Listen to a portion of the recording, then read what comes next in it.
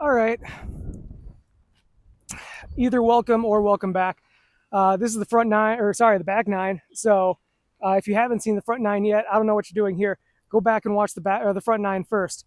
You need to see what we're doing here.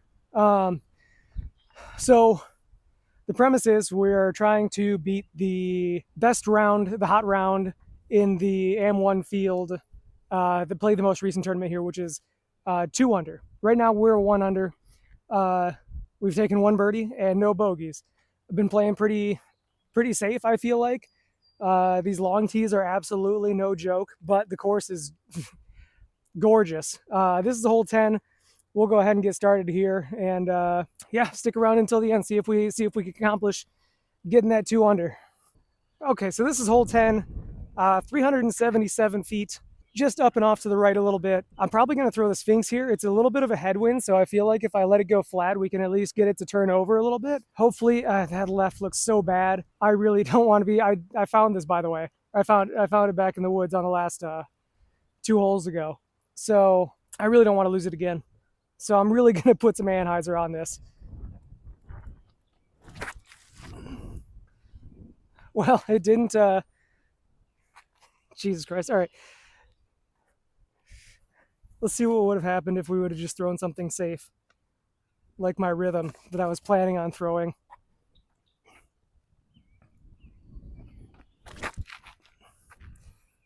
Yeah.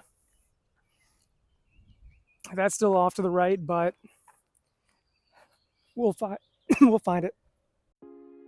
Okay, so the microphone that I was using on camera disconnected, so this is post-production Charlie. I'll be your tour guide for the rest of this video. Here, we did end up losing that Sphinx. It went right, off into the crap. Nothing much we could do about it. So we ended up just taking this, pitching it up, and still laying it in for a 3.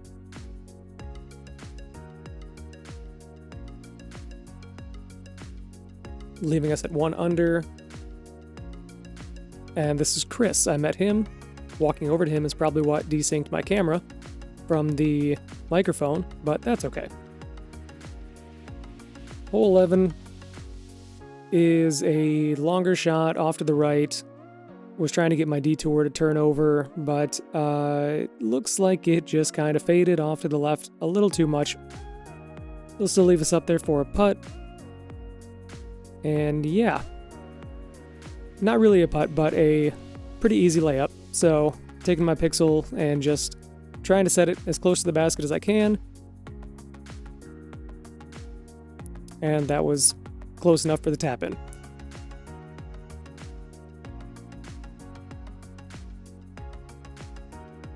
Hole 12, this back 9 really got tight. Obviously, you can see there is not much of a gap there, but we were trying, and unfortunately that left us over here in this rough is an understatement, leaving me no other option than to throw a tomahawk that I never throw out and just hope for something good. So that did at least put us in the fairway, where we can, again, throw the Pixel and just kind of float it over the hill that's in front of the basket and leave it up there.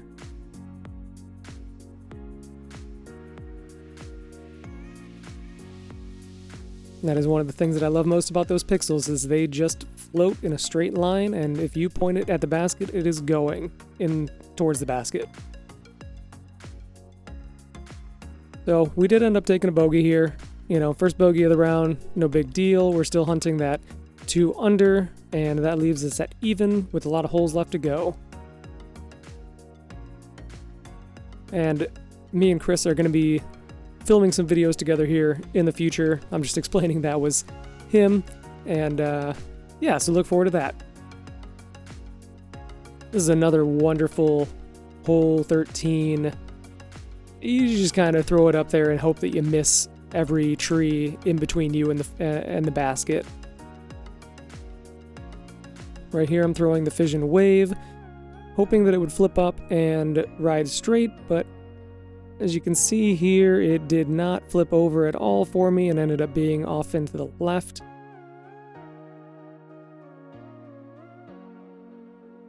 you will see a couple of Chris's shots here. A lot of them I cut out because I wasn't recording both of us the entire time.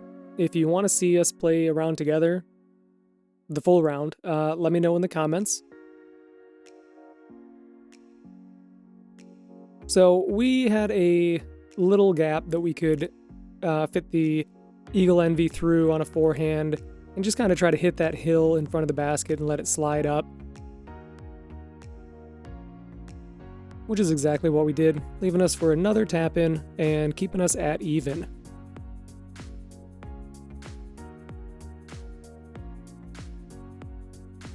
Hole 14, keeping the trend of the tight fairways off of the tee. This one goes up and to the right, and again throwing the detour, hoping it would flip over a little bit and leave me with at least a putt or a look at it. This time it did flip over and just kind of floated off to the right, which is ideal. It's what I always look for out of that disc.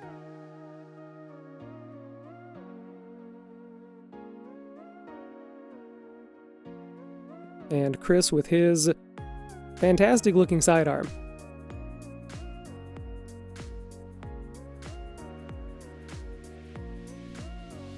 We ended up actually landing about 3 feet away from each other. Both of us getting the birdie on this hole. There was somebody on a different hole that was throwing 5 or 6 shots that were hitting trees directly behind us, and it was kind of startling us a little bit, but we still both made our putts.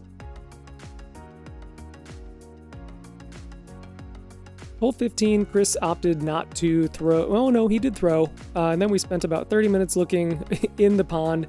You can see him down there. That is all, I want to say about 150 feet of just a pond, OB obviously, with a real tight fairway. Through my Neutron Wave, it flipped up beautifully and just floated over right where I wanted it to. This was the best shot of the round for me, without a doubt. Left me with a little outside circle look. These are putts that I definitely need to work on a bit in the future. Give it a nice bid, but it just wasn't enough. And we leave this hole at 1 under. Hole 16, another tight fairway, finishing off to the right. I can see a trend now that I'm looking back at the video where I really need to work on my forehand. So I'm taking my fission rhythm here, throwing it on a little bit of hyzer and hoping it's going to turn over right. And it does, leaving me right at the base of that hill, which is right where the basket is, albeit a little bit up on the hill. The shot lines up perfect for Chris's sidearm, but he lets it go a little bit early. So this is the putt we're left with, uphill, say about 30 feet. Just don't give it enough height.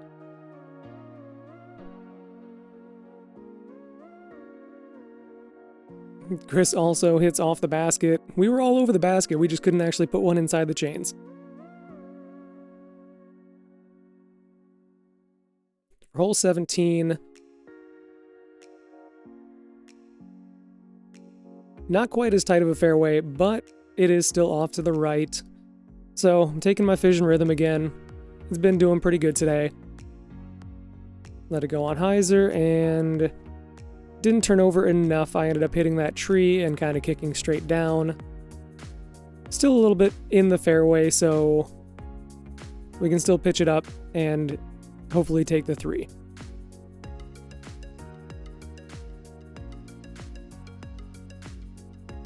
So this is the look we were left with. Not too bad. I've got my A2, my reliable, overstable approach disc. I'm just going to pitch it up there, let it skip, and be right up next to the basket.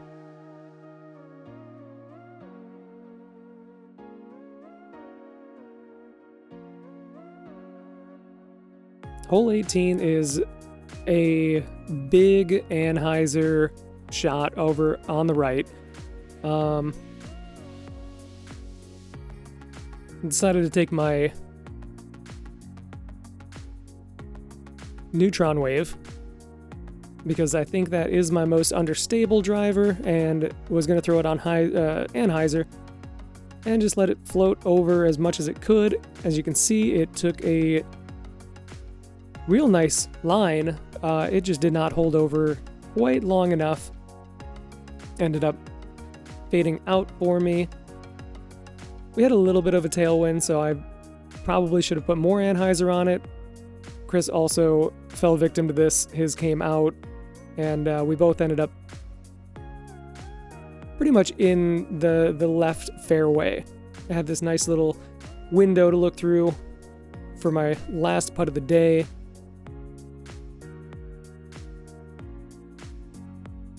And I completely missed it. Tried giving one up around the side just for fun. But in the end, we did end up finishing the round at 1 under, so close to that 2 under. I feel like that was a pretty good round.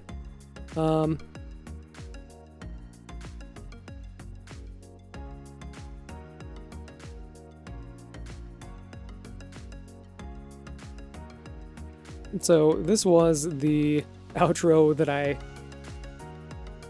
was very proud of, and unfortunately don't get to use because nobody could hear anything I was saying. It was a good round. We were aiming for 2 under. We ended up at 1 under. I actually looked at some of the tournaments that happened the weekend after I was filming, and again, I think the hot round was 2 under. So moving forward, I think that 2 under is probably a pretty good indication of where you should be hoping for if you're trying to compete in AM1 at this course anyways. So sorry for having to go back and voice over this. Maybe you like it more. I definitely don't, because I'm not a huge fan of talking without being in front of a camera, but maybe you guys like it, maybe you don't. Let me know in the comments if it was okay or not. But that is going to do it for this video.